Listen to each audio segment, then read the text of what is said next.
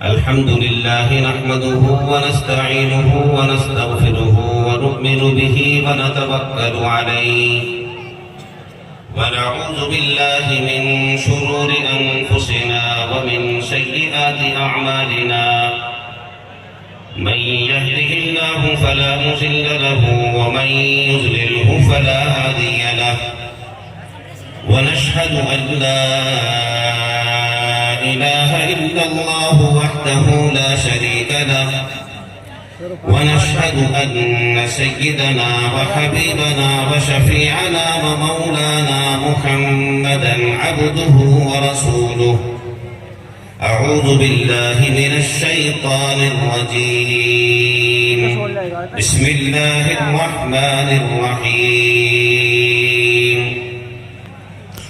يا أيها الذين آمنوا اتقوا الله وقولوا قولا سديدا يصلح لكم أعمالكم ويغفر لكم ذنوبكم ومن يطع الله ورسوله فقد فاز فوزا عظيما صدق الله العظيم.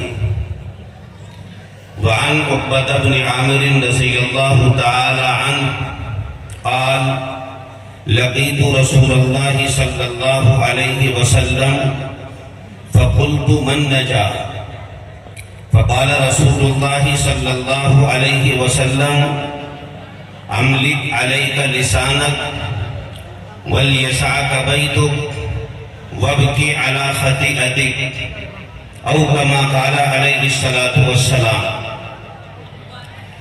معزز حضرات علماء کرام، ائمہ اعظام، محترم بزرگوں، دوستوں، نوجوان ساتھیوں، پیارے بچوں اور یہاں پر دین کی باتوں کو سننے والی ہماری بھائی اور بہنیں، قرآن کریم کی ایک آیت اور اللہ کے نبی علیہ الصلوۃ والسلام کے فرامین مبارکہ میں سے ایک فرمان، ایک حدیث آپ حضرات کے سامنے تلاوت کی ہیں، پڑھی ہیں. بہت مختصر سے وقت میں آپ حضرات سے اسی آیت اور اسی حدیث کے ضمن میں کچھ قیمتی باتیں کرنی ہیں. دعا کریں کہ اللہ تعالیٰ مجھے صحیح کہنے اور ہم سب کو ان باتوں کو سننے، سمجھنے اور عمل کرنے کی توفیق عطا فرمائے. کافی دیر سے آپ حضرات علماء کرام کے بیانات سن رہے ہیں اور اسی ارادے سے آپ حضرات کو آنا بھی چاہیے اور آئے بھی ہوں گے کہ جو علماء کہیں گے قرآن اور حدیث کی روشنی میں ان پر ہم عمل کریں. دیکھو، آپ کا یہ گاؤں جو بھیسانی ہے اور اس بھیسانی گاؤں میں جو یہ مدرسہ مصباح العلوم ہے، یہ گاؤں بھی اور اس گاؤں کا یہ مدرسہ بھی ہماری اس پوری برادری کے لیے ایک مرکزی حیثیت رکھتا ہے. یہاں کا یہ اجلاس ہر اعتبار سے دوسرے مدرسے والوں کے لیے نمونہ ہونا چاہیے، ایک آئیڈیل ہونا چاہیے، ایک ممتاز انداز میں ہونا چاہیے. اس لیے آپ حضرات کو بھی اس کے لیے تیار رہنا چاہیے کہ ہمارا جلسہ ایسا کامیاب ہو اور اس انداز کا ہو کہ دوسرے مدرسے والے بھی اس کو معیار بنائیں، اس کو نمونہ بنائیں اور اپنے یہاں اسی انداز کا جلسہ کرنے کی کوشش کریں. لیکن آپ حضرات بعض مرتبہ ایسی حرکت کر دیتے ہیں کہ جیسے ابھی کی تھی حضرت مولانا نے بہت دیر تک اس کے اوپر تبصرہ کیا، جبکہ مولانا کو یہ بات نہیں کرنی چاہیے تھی لیکن آپ نے کہلوائی. تو آپ حضرات کو سمجھنا چاہیے کہ ہمارا یہ گاؤں، ہمارا یہ مدرسہ، اس کو مرکزیت حاصل ہے، مرجعیت حاصل ہے، محبوبیت حاصل ہے. آپ حضرات کو اسی انداز میں اپنے جلسے کو کرنا چاہیے. ہم سینکڑوں جلسوں میں جاتے ہیں اور آپ کے اس اجلاس کا تذکرہ کرتے ہیں کہ بھیسانی کے لوگ الحمدللہ ہم تن متوجہ ہو کر علماء کے بیانات کو سنتے ہیں، لیکن جب اس طرح کی باتیں آپ کے اجلاس میں آئیں گی، مائک سے کہی جائیں گی، تو پھر یہ ایک بات اچھی نہیں پھیلے گی بلکہ برائی کے انداز میں دور تک چلی جائے گی۔ اس لیے آپ ہی میں سے چند احباب کو مجمع کے چاروں طرف رہنا چاہیے، تاکہ ہمارا کوئی نوجوان ایسی بات نہ کرے کہ جس کی بات پر انتشار ہو جائے۔ اللہ تعالی ہمارے مدرسوں کی اور خصوصاً آپ کے اس مدرسے کی حفاظت فرمائے، اور ہمارے اس اجلاس کو اللہ تعالیٰ بحسن و خوبی پایۂ تکمیل تک پہنچائے، آمین کہو۔ قرآن کریم کی ایک آیت آپ حضرات کے سامنے پڑھی ہے، اس میں اللہ تبارک و تعالیٰ نے ارشاد فرمایا، یا ایھا الذین آمنوا اتقوا اللہ، اے ایمان والو اللہ سے ڈرو، وقولوا قولا سدیدا، اور اچھی بات کہو، نفع کی بات کہو۔ جو آپ کے منہ سے، آپ کی زبان سے جو بات نکل رہی ہے وہ اچھی ہونی چاہیے، دوسروں کے لیے نفع بخش ہونی چاہیے۔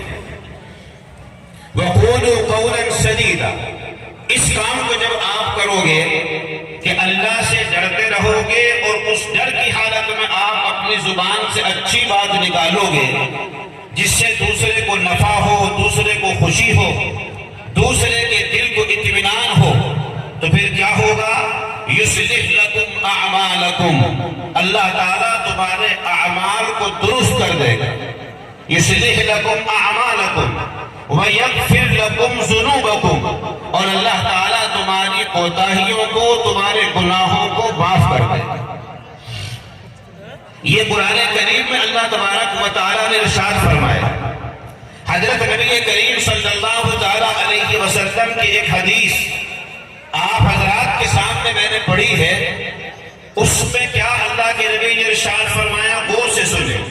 طبیعت نے ساتھ دیا تو تفصیل کے ساتھ بات ہوگی، اور آپ حضرات نے توجہ دی تو انشاءاللہ تفصیل ہی کے ساتھ بات ہو جائے گی، اور اگر طبیعت نے ساتھ نہ دیا یا آپ حضرات کی توجہ نہ رہی تو بات تفصیل کے ساتھ نہیں بلکہ مختصر ہو جائے گی۔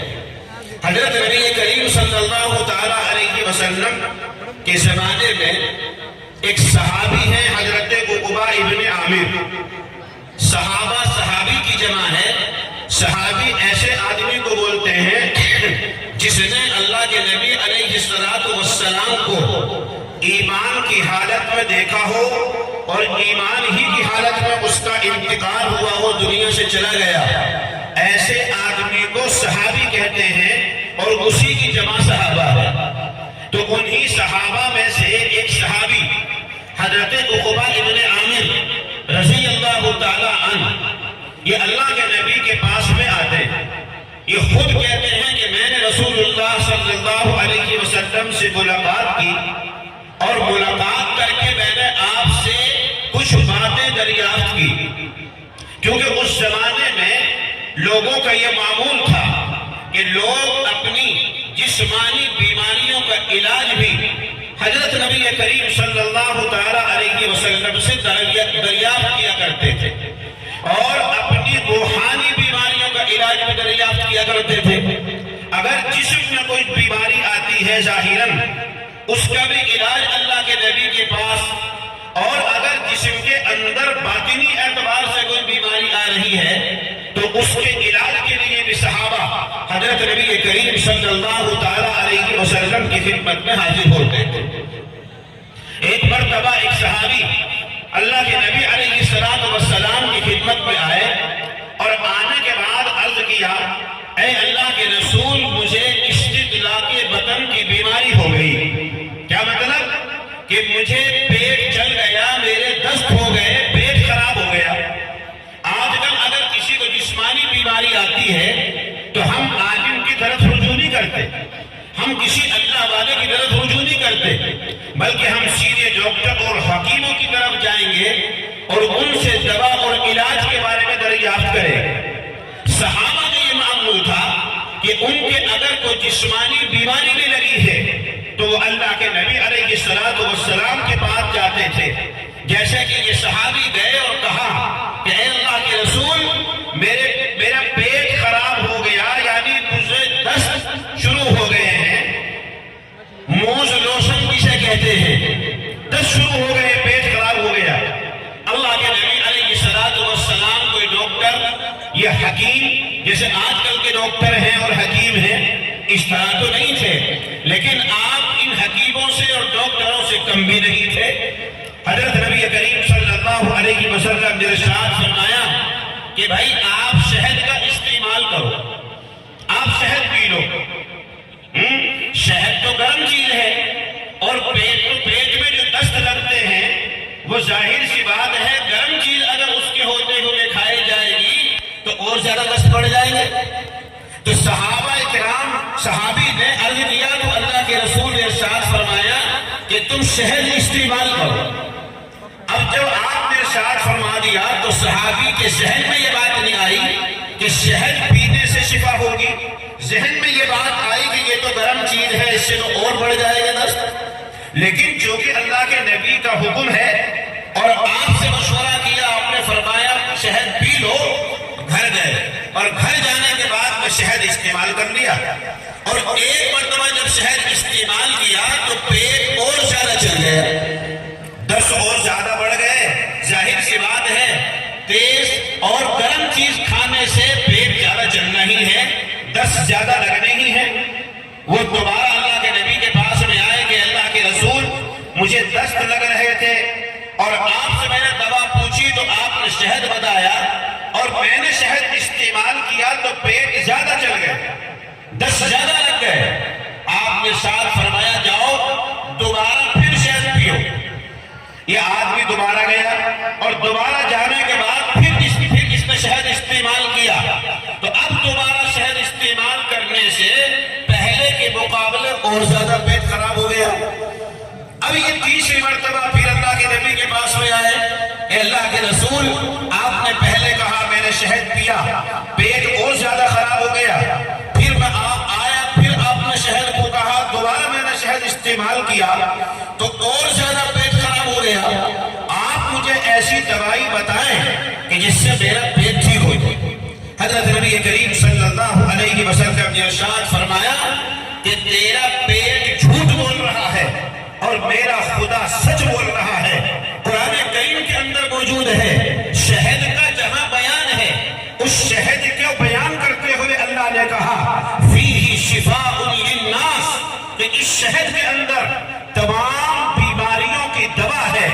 جسم کے اندر جتنی بیماری لگی ہوئی ہے ان تمام بیماریوں کی دوا اس شہد کے اندر موجود ہے. ایسا نہیں ہو سکتا کہ اللہ جو کہے وہ جھوٹا ہو جائے. اللہ کہہ رہا ہے شفا ہے، تو کہہ رہا ہے کہ مرض بڑھ رہا ہے. جاؤ تیبارہ جاؤ اور تیبارہ جا کے پھر شہد استعمال کرو، اسی شہد سے انشاءاللہ شفا ہوگی.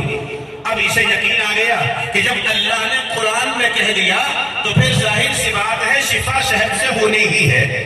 یہ اعتقاد کے ساتھ میں گھر گئے اور گھر جانے کے بعد میں انہوں نے شہد کو استعمال کیا.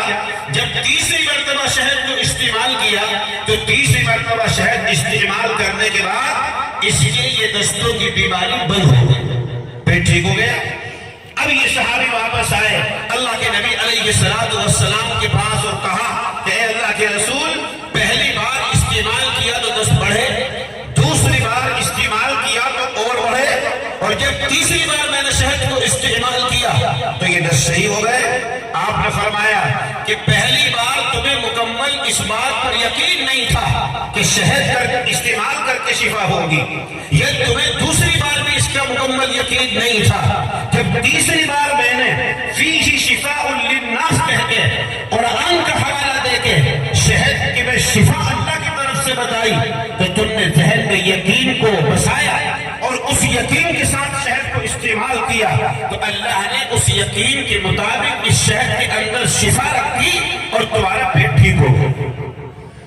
تو جسمانی بیماری کے لیے بھی اللہ کے نبی کے زمانے میں صحابہ اللہ کے رسول علیہ السلام کے پاس میں آیا کرتے تھے. تو ایسے ہی عقبہ ابن عامر رضی اللہ تعالیٰ عنہ اللہ کے نبی کے دربار میں آئے اور کہا کہ اے اللہ کے نبی، مجھے ایسی بات آپ بتلائیے کہ جن باتوں پر عمل کر کے میں دنیا اور آخرت میں کامیاب ہو جاؤں۔ ہر انسان چاہتا ہے، جوان بھی چاہتا ہے، بوڑھا بھی چاہتا ہے، مرد بھی چاہتا ہے، عورت بھی چاہتی ہے کہ ایسے کام میرے ہاتھ لگ جائیں، ایسے عمل مجھے حاصل ہو جائیں کہ جن عملوں کی وجہ سے میں دنیا میں بھی کامیاب ہو جاؤں اور آخرت میں بھی کامیاب ہو جاؤں۔ حضرت نبی کریم صلی اللہ تعالیٰ علیہ وسلم نے 3 باتیں ارشاد فرمائی جو میرے لیے بھی ہیں، آپ کے لیے بھی ہیں، عورتوں کے لیے بھی ہیں، مردوں کے لیے بھی ہیں، جوانوں کے لیے، بوڑھوں کے لیے، اہل علم کے لیے، غیر اہل علم کے لیے، اور دنیا میں کہیں بھی بسنے والے ہر انسان کے لیے ہیں۔ جو آدمی ان نصیحتوں پر اور ان باتوں پر عمل کر لے، انشاءاللہ دنیا میں بھی کامیاب ہے اور آخرت میں بھی کامیاب ہے۔ ان باتوں کو آپ کو یاد کرنا ہے اور ان کے اوپر عمل کرنا ہے۔ اگر آپ اپنی دنیا میں نجات چاہتے ہو، دنیا میں سکون چاہتے ہو، آخرت میں کامیابی چاہتے ہو، تو ان 3 باتوں پر عمل کر لینا، انشاءاللہ دنیا بھی بنے گی اور آخرت بھی بنے گی۔ ہماری عورتیں بھی غور سے سنیں اور ہمارے مرد حضرات بھی غور سے سنیں، اپنی باتوں کو بند کریں۔ نوجوان حضرات خاص طور سے سنیں جو اس طرح شور بچاتے ہوئے گھوم رہے ہیں اور جلسے کی فضا کو خراب کرنا چاہتے ہیں، یہ راستوں پہ کھڑے ہونے والے حضرات اور یہ تراہوں پر کھڑے ہونے والے نوجوان اور یہ راستوں کے کناروں پہ بیٹھنے والا یہ نوجوان طبقہ، یہ ظاہراً انسان ہے، حقیقت میں یہ شیطان ہے۔ اس لیے کہ یہ تراہے، یہ راستوں کے کنارے، یہ راستوں کے چوراہے، یہ انسانوں کے ٹھکانے نہیں ہیں، یہ شیطانوں کے ٹھکانے ہیں۔ یہ ہمارے نوجوان جو راستوں میں کھڑے ہو کر، یہ راستوں میں کھڑے ہو کر ٹھٹے مار رہے ہیں، مذاق اور تفریح کر رہے ہیں، ہماری نوجوان بہن بیٹیوں پر بد نظری کے ساتھ نظر لگا رہے ہیں۔ ان کو سوچنا چاہیے کہ اللہ کے رسول کے، اللہ کی اور اللہ کے رسول کی باتیں اس محفل میں ہو رہی ہیں اور یہ اپنی دھن میں لگے ہوئے ہیں۔ ایسا نہ ہو کہ اللہ کو غصہ آ جائے، ایسا نہ ہو کہ ان کے اوپر عذاب آ جائے۔ چھوڑے یہ نوجوان راستوں کو، چھوڑے یہ نوجوان دکانوں کو، چھوڑے یہ نوجوان راستوں کے تراہوں اور چوراہوں کو، اللہ کے لیے، اللہ کے عذاب سے بچنے کے لیے اپنے راستوں کو چھوڑ کر مدرسے میں آئیں اور علماء دین کی باتوں کو سننے کی کوشش کریں۔ حضرت نبی کریم صلی اللہ تعالیٰ علیہ وسلم نے سب سے پہلی نصیحت عقبہ ابن عامر رضی اللہ تعالیٰ عنہ سے ارشاد فرمائی جو بڑی قیمتی نصیحت ہے۔ آپ نے فرمایا عقبہ املک علیک لسانک، کہ اے عقبہ تنگی ہو یا ترشی ہو، خوشی کی حالت ہو یا غصے کی حالت ہو، کسی بھی حال میں ہو، تم تنہائی میں ہو یا علل اعلان ہو، تم کسی بھی حال میں کسی بھی جگہ پہ ہو، آپ نے فرمایا املک علیک لسانک، کہ اپنی زبان پر قابو رکھنا، اپنی زبان پر قابو رکھنا۔ یہ سب سے پہلی نصیحت حضرت نبی کریم صلی اللہ تعالیٰ علیہ وسلم نے حضرت عقبہ ابن عامر رضی اللہ تعالیٰ عنہ سے ارشاد فرمائی۔ جسم کے اندر 360 اعضاء ہیں، غلطی تو ہاتھ سے بھی ہوتی ہے، غلطی تو پیر سے بھی ہوتی ہے، غلطی تو ان آنکھوں سے بھی ہوتی ہے اور تمام جسم کے اعضاء سے غلطی ہو جاتی ہے، لیکن ان 360 اعضاء کے بیچ میں سب سے پہلے اور سب سے مقدم اللہ کے نبی علیہ السلام نے کس کو فرمایا؟ فرمایا کہ زبان پر قابو رکھنا، اپنی زبان پر قابو رکھنا۔ ہاتھوں کو نہیں کہا، پیروں کو نہیں کہا، آنکھوں کو نہیں کہا، ان کانوں کو نہیں کہا۔ حضرت نبی کریم صلی اللہ تعالیٰ علیہ وسلم نے زبان کا یہ لوتھڑا جس کے اندر ہڈی بھی نہیں ہے، چھوٹا سا ٹکڑا ہے گوشت کا، یہ 32 گن لینوں کے بیچ میں محفوظ کر کے رکھا ہے اللہ نے۔ اتنی یہ خطرناک ہے یہ گوشت کا یہ ذرا سا لوتھڑا اور ذرا سی بوٹی۔ آپ نے فرمایا کہ اس زبان کی حفاظت رکھنا، غصے کی حالت میں بھی، راضی کی خوشی کی حالت میں بھی، تنگی کی حالت میں بھی، فراخی کی حالت میں بھی، علل اعلان بھی اور تنہا بھی زبان پر قابو رکھنا، اس لیے کہ 360 اعضاء کے بیچ میں زبان کا یہ دوست کا لو تھوڑا ایسا ہے، یہ ایک عضو ایسا ہے کہ اگر آدمی اس کے ذریعے سے ساری دنیا کو اپنا بنانا چاہے تو اس زبان کی مٹھاس کے ذریعے، اس زبان کی شیرینی کے ذریعے، اس زبان کے الفاظ کے ذریعے یہ انسان ساری دنیا کو اپنا بنا سکتا ہے۔ اور اگر یہ زبان سے آدمی آگ کے شعلے نکالے، اس زبان میں ترشی لے آئے، اس زبان میں تلخی اور کڑواہٹ لے آئے، تو میرے محترم بزرگوں اور دوستوں، اس زبان کے الفاظ اتنے خطرناک ہوتے ہیں، اس زبان کے الفاظ سے ایسا زخم لگتا ہے کہ جب یہ زبان سے الفاظ نکلتے ہیں تو ان الفاظ کی وجہ سے اپنے دور کے تو بہت دور کی بات ہے، جو اپنی صلب سے، اپنی پیٹھ سے، اپنے نطفے سے جو اولاد پیدا ہے، بعض مرتبہ ان الفاظ کی کڑواہٹ اور ترشی کی وجہ سے یہ بھی اپنے سے دور ہو جاتا ہے، یہ بھی اپنے سے دور ہو جاتی ہے۔ اس لیے آپ نے فرمایا املک علیک لسانک، کہ اپنی زبان پر قابو رکھنا، اس زبان کے بولنے کی وجہ سے ساری دنیا الگ ہو جاتی ہے، اور اسی زبان کی وجہ سے ساری دنیا اپنی طرف مائل ہو جاتی ہے۔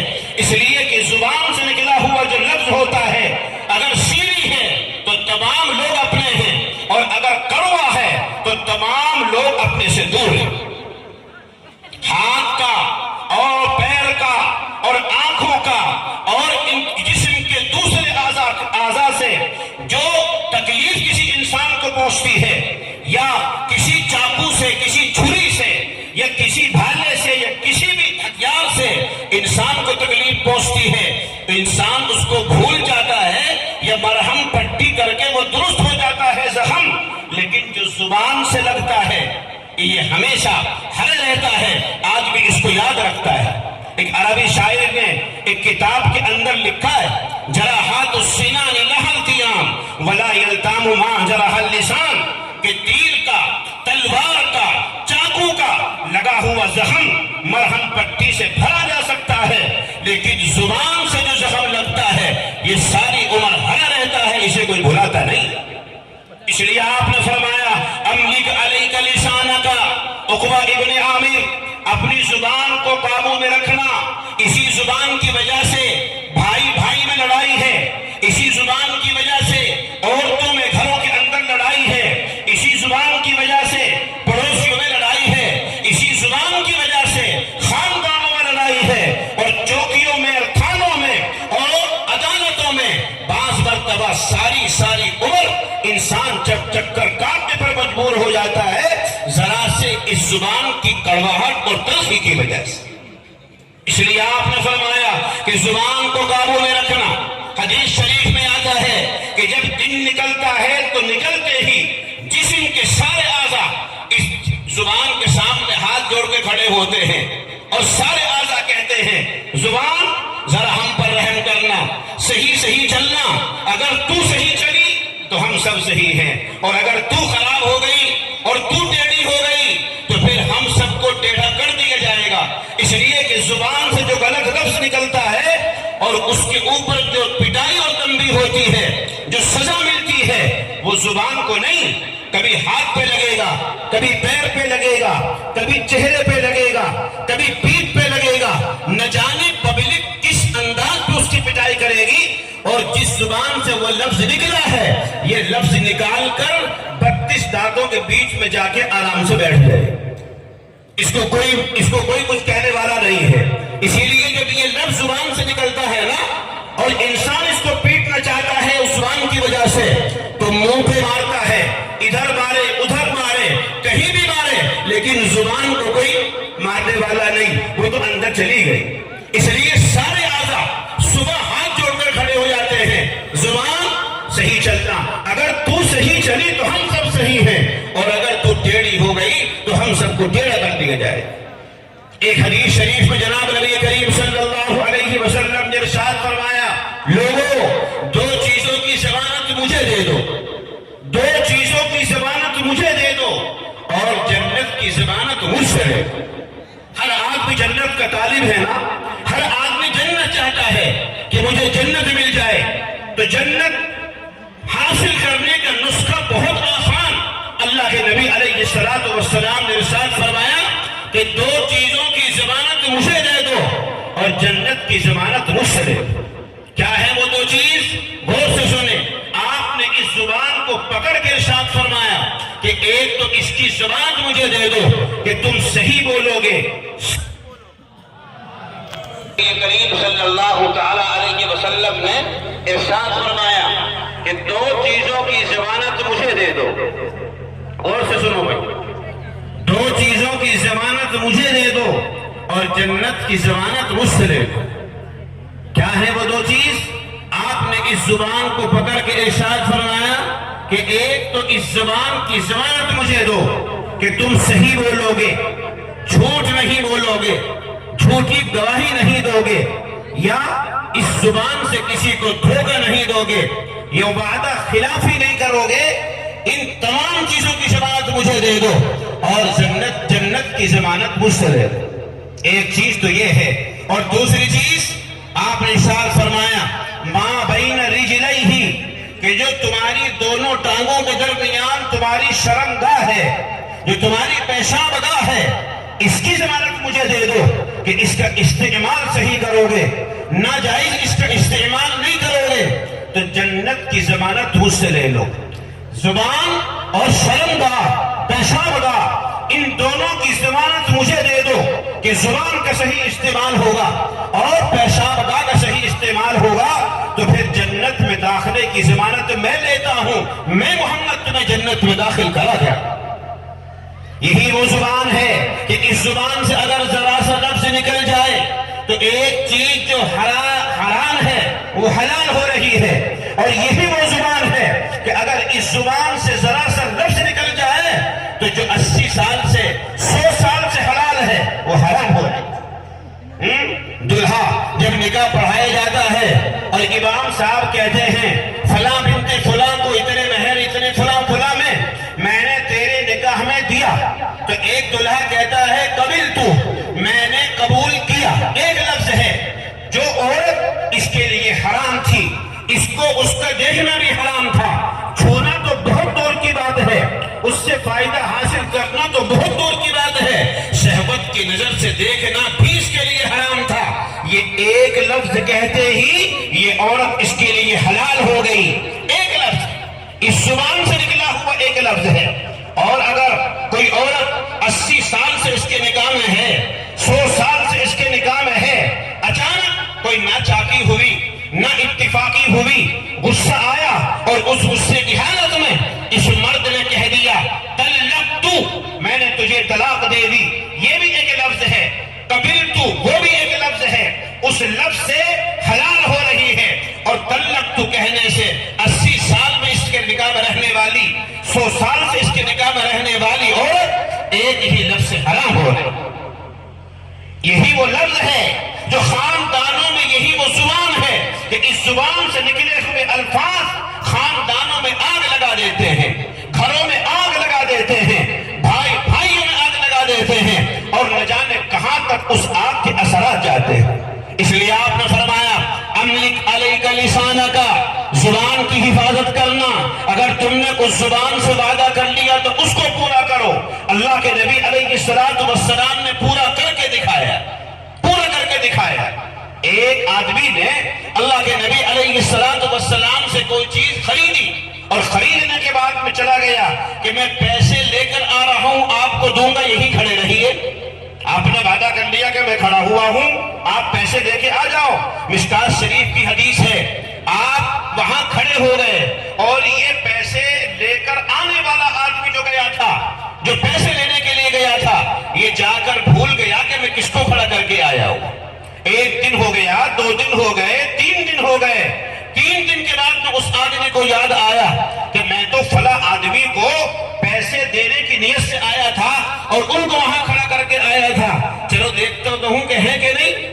تو وہ آدمی پیسے لے کر آیا آپ کو دینے کے لیے. تو 3 دن کے بعد میں جب آیا تو جہاں اللہ کے نبی کو کھڑا کر کے گیا تھا, علیہ الصلوۃ والسلام اپنے وعدے کے مطابق وہیں کھڑے ہوئے ملے.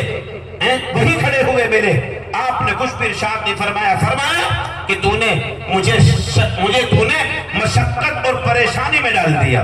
3 دن آپ علیہ الصلوۃ والسلام اسی جگہ پر کھڑے ہوئے اس کا انتظار کرتے رہے. یہ ہے ایفائے وعدہ، یہ ہے وعدے کو پورا کرنا، یہ ہے معاملات کی صفائی. تو اس زبان سے ہم دھوکہ بھی دے رہے ہیں، اس زبان سے ہم جھوٹ بھی بول رہے ہیں، اس زبان سے ہم وعدہ خلافی بھی کر رہے ہیں، اور اسی زبان سے نہ جانے کیا کیا کام کر رہے ہیں. آپ نے فرمایا املک علیک لسانک، کہ اپنی زبان پر قابو رکھنا. تو ایک نصیحت تو یہ ہے میری عورتوں کے لیے بھی، میرے مردوں کے لیے بھی، سب کے لیے یہ نصیحت ہے. ہماری مائیں اور بہنیں اپنی زبان سے کیسے کیسے الفاظ اپنے گھروں میں نکالتی ہیں، دورانی اور جٹھانیوں میں کیسی تلخیاں ہوتی ہیں، ساس اور بابوں میں کیسی تلخیاں ہوتی ہیں، اور اسی طرح پڑوسنوں میں کیسی تلخیاں ہوتی ہیں. ان کو سوچنا نہیں، اور اپنی زبان پر لفظ لاتے وقت یہ کبھی نہیں سوچتی کہ میری زبان پر آ کیا رہا ہے. اپنی اولاد کو کوسنا، اپنی اولاد کو نہ جانے کیا کیا کہہ دینا، یہ اس عورت کی فطرت ہے. اپنے شوہر کو کیا کیا کہہ دینا، یہ اس عورت کی فطرت ہے. اس لیے اپنی زبان پر قابو رکھیں، کسی کو کوسے بھی نہیں، کسی کو گالیاں بھی نہ دیں، کسی کو برا بھی نہ کہیں، کسی کو ایسا لفظ استعمال نہ کریں کہ جس کے وہ زخم پیدا کر دے، اس کو تکلیف ہو جائے. یہ مرد کے لیے بھی ہے اور عورتوں کے لیے بھی ہے. تو سب سے پہلی نصیحت میرے نبی جناب محمد رسول اللہ صلی اللہ علیہ وسلم نے ارشاد فرمائی کہ اپنی زبان پر قابو رکھنا. اور دوسری نصیحت کیا ہے؟ دوسری نصیحت یاد کرو، آپ نے فرمایا وَلْيَسَاكَ بَيْتُكَ، اے عقبہ ابن عامر، تیرا گھر تیرے لیے کافی ہونا چاہیے. کیا مطلب؟ بہت بڑا بنگلہ ہونا چاہیے، یا بہت بڑی کوٹھی ہونی چاہیے، یا پارک ہونے چاہیے، یا کتنے ہی روم اور کمرے اس کے اندر ہونے چاہیے. نہیں، محدثین نے لکھا وَلْيَسَاكَ بَيْتُكَ کا مطلب یہ ہے کہ گھر کے چھوٹا اور بڑا ہونے سے کوئی مطلب نہیں ہے، بلکہ اس کا مطلب یہ ہے کہ اگر انسان کو خارجی کاموں سے فرصت ملتی ہے، اپنے کام کاج سے فرصت اس کو مل رہی ہے، تو ان فرصت کے لمحات کو چاہیے اس انسان کو اپنے گھر میں گزارے، ادھر ادھر بیٹھ کر اپنے وقت کو ضائع نہ کرے. جیسے ہمارے جو مزدور قسم کے لوگ ہیں، وہ پورے ہفتے محنت کرتے ہیں اور ایک دن چھٹی کرتے ہیں، اور ان چھٹی میں پھر کیا ہوتا ہے؟ ہوٹلوں میں دعوتیں ہوتی ہیں، کہیں لاؤ والی پن ہوتا ہے، کہیں عیاشیاں ہوتی ہیں، کہیں کچھ ہوتا ہے، کہیں کچھ ہوتا ہے. اگر ان کے پاس وقت ہے تو اس وقت کو اپنے گھر میں نہیں گزاریں گے، بلکہ ہوٹلوں میں گزرے گا، راستوں کے چوراہوں پر گزرے گا، یا اور کہیں جا کے بیٹھ کر گزرے گا. اپنے گھر میں اپنے ماں باپ کے پاس، یا اپنے بزرگوں کے پاس، یا اپنی بیوی بچوں کے پاس بیٹھ کر اپنا وقت گزارنے کے لیے یہ انسان تیار نہیں ہے. آپ نے فرمایا کہ اگر تمہیں کاروبار سے وقت بچتا ہے، تم جتنے مشغول ہو، مرد باہر کا آدمی ہے، اگر تمہارے کام سے تمہارے پاس وقت بچ رہا ہے تو اپنے وقت کو اپنے گھر میں دو، اپنے بیوی بچوں کو دو، اپنے ماں باپ کو دو. آپ آج کل یہ ماحول بن گئے، یہ فیشن بن گیا کہ اپنے گھر میں آدمی آتا ہے، اسے پتہ نہیں کہ میرے گھر میں میری نوجوان بیٹی کیا کر رہی ہے، میرا نوجوان بیٹا کیا کر رہا ہے. یہ فیشن بن گیا کہ اگر میں ٹوکوں گا تو ناراض ہو جائے گا، اگر میں ٹوکوں گا تو ناراض ہو جائے گی. اس وجہ سے یہ آدمی اپنی بیٹی کو یا اپنے بیٹے کو کچھ کہنے کے لیے تیار نہیں، نہ ان کی دل کی بات پوچھنے کے لیے تیار ہے، نہ ان کی حالات پوچھنے کے لیے تیار ہے، اور نہ ان کی منشا کو سمجھنے کے لیے تیار ہے. آتا ہے، کھانا کھاتا ہے اور نکل جاتا ہے. اب دوستوں کے ساتھ تفریح کرے گا، دوستوں کے ساتھ وقت ضائع کرے گا. اپنی بیوی کی دل کی بات کیا ہے، میرے بچی کی دل کی بات کیا ہے، میرے بیٹے کے دل کی بات کیا ہے، نہ اس کو سننے کے لیے اور سمجھنے کے لیے اس کے پاس ٹائم نہیں ہے. جس کی وجہ سے ہمارے گھر برباد ہو رہے ہیں، ہمارا نوجوان بگڑ رہا ہے، ہماری نوجوان بچیاں بگڑ رہی ہیں. آپ علیہ الصلوۃ والسلام ارشاد فرماتے ہیں، لوگوں اپنے گھر میں شیر بن کر نہ جاؤ، اپنے گھر میں جب جاؤ اپنے عہدے کو باہر رکھ کے جاؤ، اپنے رعب اور دبدبے کو باہر رکھ کے جاؤ. اپنے گھر میں بالکل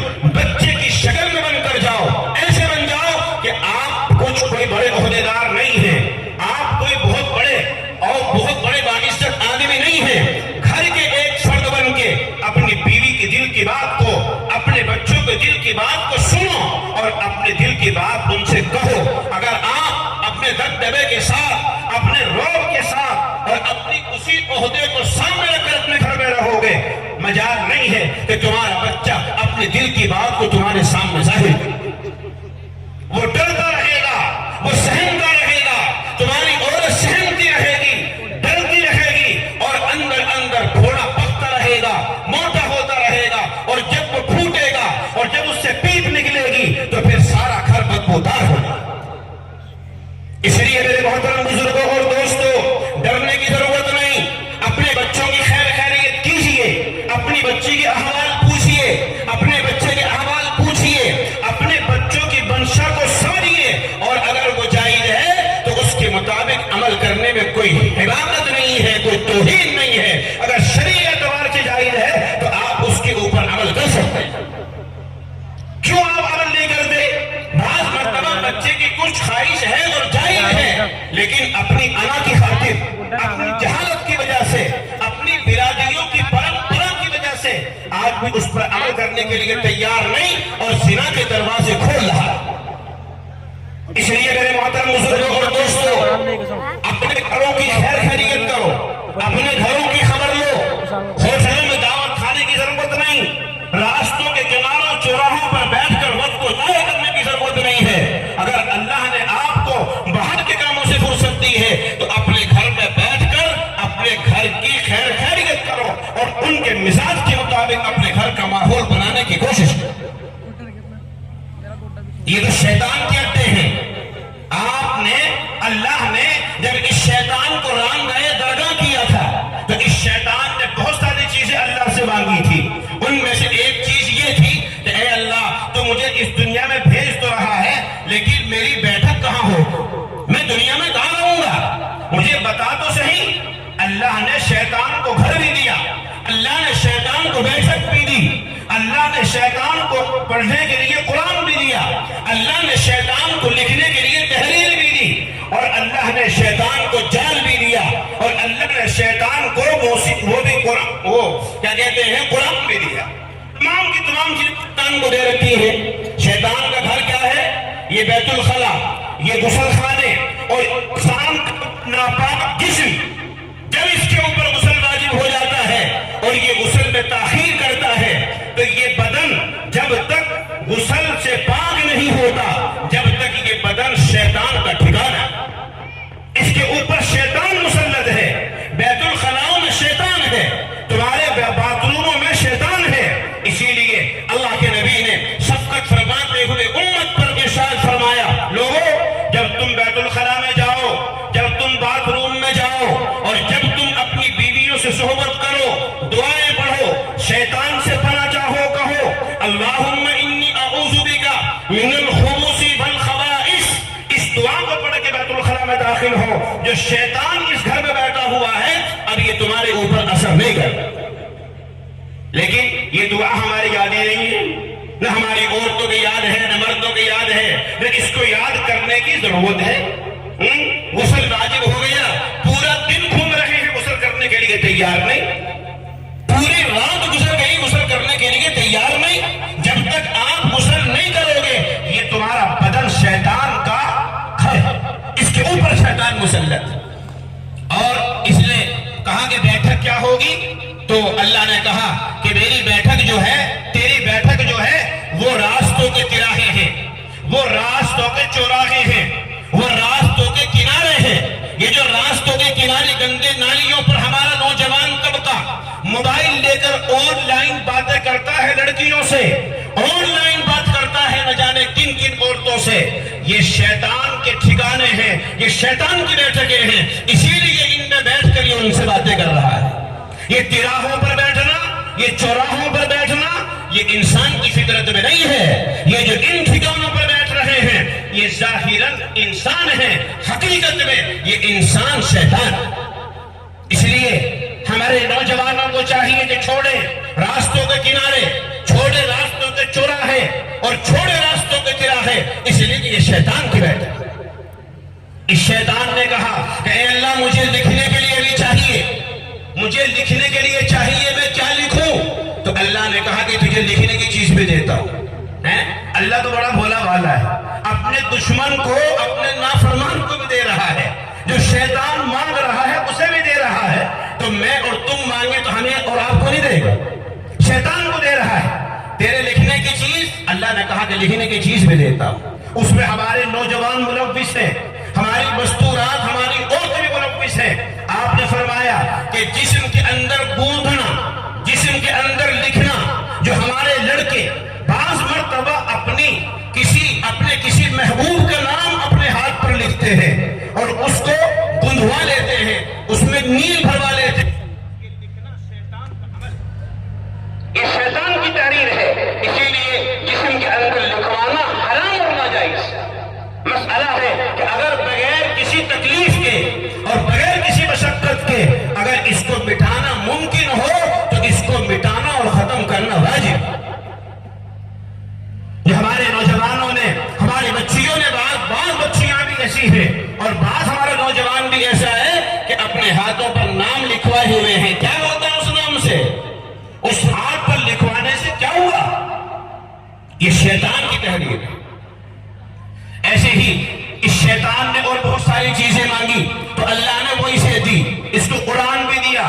قرآن کیا ہے اس کا کہ جی مجھے قرآن بھی چاہیے پڑھنے کے لیے، تو شیطان کا قرآن ہے گندے شعر، گندے میسیج. جو آپ اپنے موبائلوں سے گندے شعر اور گندے میسیج اپنی محبوباؤں کو، اپنے محبوب کو بھیجتے ہو، یہ سب شیطان کا قرآن ہے، شیطان کا کلام. لکھنا ہی ضروری نہیں ہے. واٹسپوں سے کیا کیا ہو رہا ہے، کیا کیا کر رہی ہیں اور کیا کیا کر رہے ہیں، یہ سب شیطانی قرآن ہے. اس لیے ان سے بچنا ضروری ہے. تو آپ نے ارشاد فرمایا وَلْيَسْعَكَ بَيْتُكَ کہ اپنے گھر میں رہو، بچا ہوا وقت اپنے گھر میں گزارو. اگر اپنے گھر میں نہیں گزارو گے تو تمہارے اندر عیب پیدا ہو جائے. اس لیے کہ شیطان کی بیٹھک میں بیٹھو گے تو پھر چوری کا عیب، جاری کا عیب، اور اسی طریقے سے نشے کا عیب، اور اسی طریقے سے وعدہ خلافی کا عیب، اور نہ جانے کن کن عیبوں میں تم مبتلا ہو جاؤ. اور جو نوجوان ہمارا بیٹھتا ہے ان ایسی جگہوں پر، دیکھ لو، نگاہ مار کے دیکھو، وہ یا تو چوری میں مبتلا ہے، یہ جاری میں مبتلا ہے، اور یہ اسی طریقے سے اور کسی عیب میں مبتلا ہے. تو آپ نے ارشاد فرمایا وَلْيَسْعَكَ بَيْتُكَ کہ اگر تیرے پاس بچا ہوا وقت ہے اپنے کاروبار سے تو اپنے بڑوں بوڑھوں کے پاس، اپنے والدین کے پاس، اپنے گھر میں بچوں کے پاس گزارو. ادھر ادھر وقت ضائع کرنے کی ضرورت نہیں. تو تیسری نصیحت کیا ہے؟ حضرت نبی کریم صلی اللہ علیہ وسلم نے ارشاد فرمایا وَابْكِ عَلَىٰ خَطِيئَتِكَ. آپ نے فرمایا عقبہ ابن عامر، تیسری نصیحت یہ ہے کہ تم انسان ہے اور انسان خطا کار ہے. انسان سے غلطی ہوتی ہے. جس انسان سے غلطی نہ ہو وہ انسان ہی کیا ہے. انسان سے غلطی تو ہونی ہے، لیکن آپ نے ارشاد فرمایا کلکم خطاؤن وخیر الخطائین التوابون کہ تم سب کے سب خطا کار ہو، لیکن اللہ کے نزدیک سب سے بہترین خطا کرنے والا، سب سے بہترین گناہ کرنے والا وہ ہے جو گناہ کرنے کے بعد اور غلطی کرنے کے بعد اللہ سے معافی مانگے. اللہ سے معافی مانگ لے، وہ سب سے بہترین آدمی. تو گناہ ہوتے ہیں، خطا ہوتی ہیں. آپ نے ارشاد فرمایا وَابْكِ عَلَىٰ خَطِيئَتِكَ کہ اپنی گناہوں پر، اپنی غلطیوں پر، اپنی خطاؤں پر رو لیا کرو. تنہائی میں بیٹھو، 2 رکعت نفل پڑھو، اللہ کے سامنے ہاتھ اٹھاؤ اور کہو اے اللہ، جب سے سورج نکلا اور جب تک چھپا ہے نہ جانے کتنے گناہ میں نے تیری بارگاہ میں کیے ہیں، تیرے سامنے کیے ہیں، تیری نافرمانی کی ہے. اپنی آنکھوں سے آنسو بہاؤ، اپنی آنکھوں سے آنسو اور پانی بہا دو. حدیث شریف میں آتا ہے کہ جس آنکھ سے آنسو نکل جاتا ہے اللہ کو بڑا رحم اس آنکھ پر آتا ہے اور اس آنکھ پر جہنم کو اللہ حرام کر دیتا ہے. اس لیے آپ نے فرمایا عقبہ، تیسری نصیحت یہ ہے کہ تم اپنی غلطیوں پر رویا. کیا تم سے غلطی نہیں ہے؟ نماز کا چھوڑنا غلطی نہیں، زکوٰۃ کا چھوڑنا غلطی نہیں، یا اس طرح اپنی عورتوں کو بے پردہ چھوڑنا غلطی نہیں. یہ دنیا میں جہاں ظلم ہو رہا ہے اور اس کے اوپر ہمیں اس کا احساس نہیں ہے، کیا یہ غلطی نہیں ہے؟ امانت میں خیانت ہو رہی ہے، کیا یہ غلطی نہیں ہے؟ یہ تمام की तमाम चीजें गलत हैं, खता हैं और ये गुनाह हैं, इनके ऊपर हमें रोजाना रोने की जरूरत है। हम दुनिया के हालात देख रहे हैं, जालिम बादशाह मुसल्लत हैं, रोजाना मुसलमानों पर हमले हो रहे हैं, हुक्काम अमानत में खयानत कर रहे हैं और कैसी कैसी बीमारियां मुआशरे में जन्म ले रही हैं। लेकिन हम अल्लाह से कहते हैं, ऐ अल्लाह ये क्या हो रहा है मुसलमान के साथ? लेकिन मुसलमान अपने गिरबान में झांकने के लिए तैयार नहीं कि मैं क्या कर रहा हूं, मैं क्या कर रहा हूं। जब आप परहेज नहीं करोगे तो दवा काम नहीं करेगी। ये जालिम बादशाहों का मुसल्लत होना ये मेरे और तेरे आमाल की वजह से है। उनको कोसने की जरूरत नहीं, अपने आमाल को देखो, अपने गिरबान में झांक। फरमाया जब तीन चीजें मेरी कौम में, मेरी उम्मत में आम होगी तो चार अजाब आएंगे। नंबर एक, ऊंची ऊंची इबादत बनाना। नंबर दो, माल और दौलत की बुनियाद पर शादी करना। नंबर तीन, उलमा से दूरी और नफरत इख्तियार करना, उनसे बुग़्ज़ रखना। ये तीन चीजें जब आम हो जाएंगी तो चार अजाब आएंगे। नंबर एक, कहत साली होगी। नंबर दो, हुक्काम अमानत में खयानत करेंगे। नंबर तीन, जालिम बादशाहों को मुसल्लत किया जाएगा। और नंबर चार, पे दर पे लगातार उम्मत मुस्लिमा पर हमले होंगे। कोई सूरत निकलता नहीं है कि जिस दिन किसी मुसलमान पर दुनिया के किसी खित्ते में जुल्म ना हो। ये हमारे अमाल का नतीजा है। इसलिए भाई संवरने की और संवारने की जरूरत है। अपने घरों को संवारो, सुन्नतें अपने अंदर पैदा करो। आज मुसलमान सुन्नतों से दूर होता जा रहा है, शरीयत से दूर होता जा रहा है। अपनी औरतों पर खुद अपने ऊपर कंट्रोल करो। देखो मेरा लिबास कैसा है, मेरे बाल कैसे हैं। आज हमारे नौजवानों के बाल देखो, सरासर नाजायज और हराम। ऐसी कटिंग करवाना जो हमारे नौजवान करा रहा है, ये सरासर नाजायज और हराम। इनको पता ही नहीं आप अलैहिस्सलाम ने कैसे बाल रखे हैं। आपने तीन किस्म के बाल रखे सिर्फ, इसके अलावा चौथी किस्म के बाल नहीं रखे। या तो कानों तक रखे हैं जिनको वफरा कहा जाता है, या कानों के नीचे यहां तक रखे हैं जिनको लिम्मा कहा जाता है, और ये फिर कंधों पर पड़े हुए होते थे जिनको जुम्मा कहा जाता है। वफरा, लिम्मा, जुम्मा, ये तीन किस्म के बाल रखे हैं। इसके अलावा चौथी किस्म के बाल मेरे नबी से साबित नहीं। आज हमारा नौजवान यहां से कटवा दिए यहां रख लिए, यहां से कटवा दिए यहां रख लिए। उनकी नकल कर रहा है जो 24 घंटे अल्लाह के नबी अलैहिस्सलातु वस्सलाम की सुन्नतों के खिलाफ कर रहा है, जो शरीयत से बगावत कर रहे हैं, जो इस्लाम को मिटाना चाहते हैं। हमारा ये मुसलमान नौजवान उनकी नकल कर रहा है। ये तो अल्लाह का रहम और करम है कि इतनी बुराइयों के बावजूद और इतने गुनाहों के बावजूद, जो कि अल्लाह गफूर रहीम है, अल्लाह कहता है मेरी रहमत मेरे गुस्से पर गालिब है। वरना हमारे आमाल तो ऐसे हैं कि हमें अल्लाह की तरफ से कुछ मिलना नहीं चाहिए, लेकिन अल्लाह तो गफूर रहीम है। खाना भी दे रहा है, पीना भी दे रहा है, पीने के लिए पानी भी दे रहा है, मकान भी दे रहा है, तमाम चीजें दी हुई है। ये अल्लाह गफूर रहीम है। वरना तो हमारा अमल ऐसा है कि हमें अल्लाह की नेमतों से मुस्तफीद होने का हक नहीं। इसलिए मेरे मोहतरम बुजुर्गों और दोस्तों, अपने आप को संवारो, अपने मुआशरे को संवारो और अपने घरों को कंट्रोल करने की कोशिश करो। नौजवान बच्चों को देखो, नौजवान बच्चियों को देखो, इससे न घबराओ कि नाराज हो जाएगा। नाराज हो तो हो, लेकिन उसके ऊपर कंट्रोल करने की जरूरत। आप कंट्रोल नहीं करते तो हाथ से निकल जाती है। इसलिए हर वक्त, हर आन, दिन में और रात में अपने जवान बच्चों पर और अपने जवान बच्चियों पर नजर करने की जरूरत है। हालात बड़े खतरनाक हैं। किधर जा रहा है हिंदुस्तान और किधर जा रहा है मुसलमान, इसको ऊपर सोचने की और फिक्र करने की जरूरत है।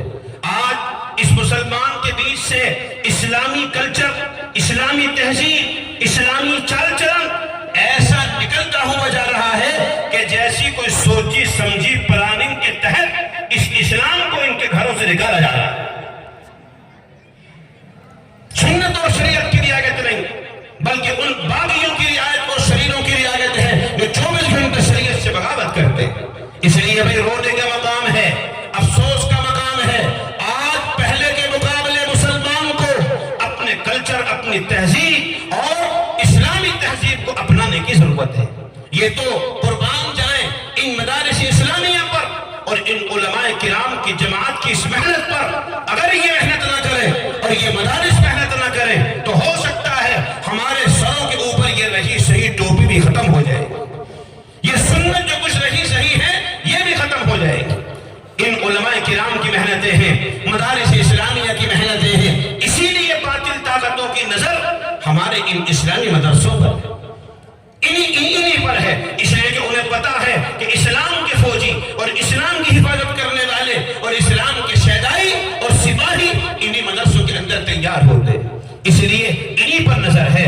آپ حضرات اپنے مدرسوں کو بھی قدر کی نظر سے دیکھیں، احترام کی نظر سے دیکھیں، اپنے علماء سے محبت کریں اور ان کو پروان چڑھانے کی کوشش کریں اور اپنے گھروں میں بھی سنت اور شریعت کا لحاظ کرنے اور کرانے کی کوشش کریں۔ اللہ تعالی ہم سب کو ان باتوں کو سمجھنے کی، ان کو یاد رکھنے کی اور ان پر عمل کرنے کی توفیق عطا فرمائے۔ وآخر دعوانا ان الحمدللہ رب العالمین۔